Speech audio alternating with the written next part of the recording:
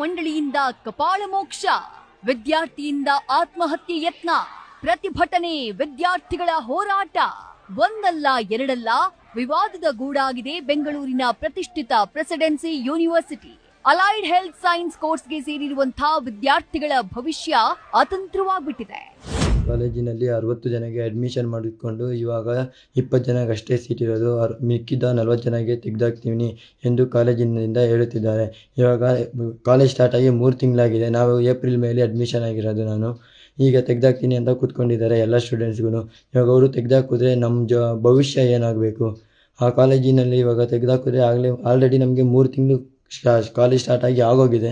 ನಾವು ಬೇರೆ ಕಾಲೇಜ್ಗಳಲ್ಲಿ ಹೋಗಿ ಸೀಟ್ ಕೇಳಿದ್ರೆ ಸೀಟ್ ಕೊಡ್ತಿಲ್ಲ.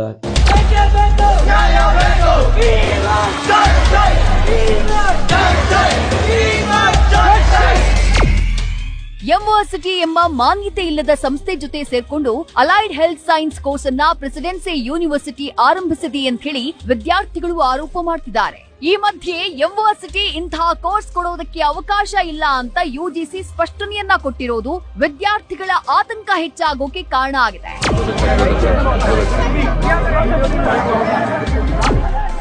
ಈಗಾಗಲೇ ಯುಜಿಸಿಯಿಂದ ಬ್ಲಾಕ್ ಲಿಸ್ಟ್ಗೆ ಸೇರಿರುವಂತಹ ಯೂನಿವರ್ಸಿಟಿ ಸಂಸ್ಥೆಗೆ ಅಲೈಡ್ ಹೆಲ್ತ್ ಸೈನ್ಸ್ ಕೋರ್ಸ್ ಪರಿಚಯಿಸೋಕೆ ಅನುಮತಿ ಇಲ್ಲ ಅಂತ ಯುಜಿಸಿ ಸ್ಪಷ್ಟನೆಯನ್ನ ನೀಡಿದೆ. ಆದ್ರೆ ಈ ಬಗ್ಗೆ ಮಾಹಿತಿ ಇರದ ವಿದ್ಯಾರ್ಥಿಗಳು ಲಕ್ಷಗಟ್ಟಲೆ ಫೀಸ್ ಕಟ್ಟಿ ರಸ್ತೆನಲ್ಲಿ ಕೂತು ಪ್ರತಿಭಟನೆ ಮಾಡೋ ಸ್ಥಿತಿ ನಿರ್ಮಾಣವಾಗ್ಬಿಟ್ಟಿದೆ.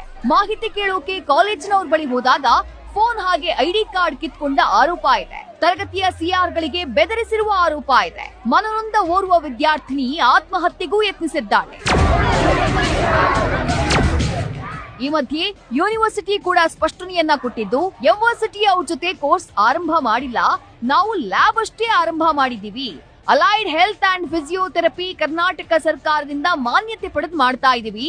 3ನೇ ವ್ಯಕ್ತಿಯ ಸಹಭಾಗಿತ್ವ ಇಲ್ಲ ಅಂತ ಸ್ಪಷ್ಟನೆಯನ್ನ ನೀಡಿದೆ.